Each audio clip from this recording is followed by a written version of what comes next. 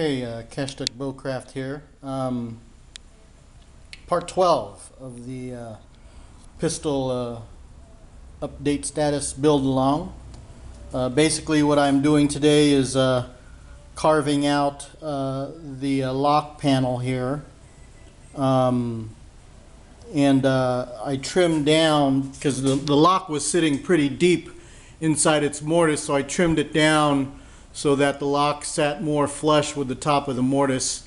So I worked on that, and then I worked on carving out this curve here.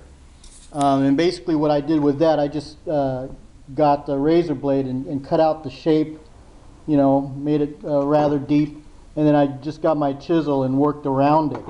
All of this extra material is going to go away, and it'll be a lot thinner than the stock was originally.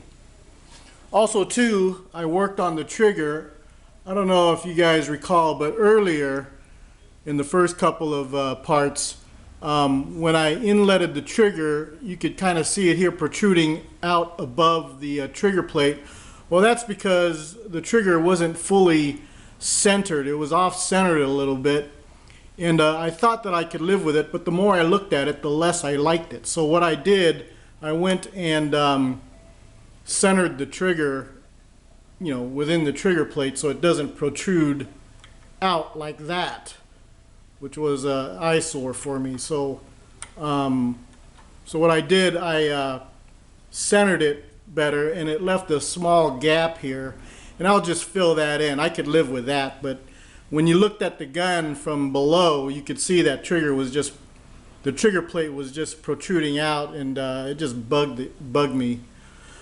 Also too, these screws here, you know, they're kind of unsightly, so I'm going to get some other screws, more decorative screws, and put them in here so they look a little bit nicer than these ones.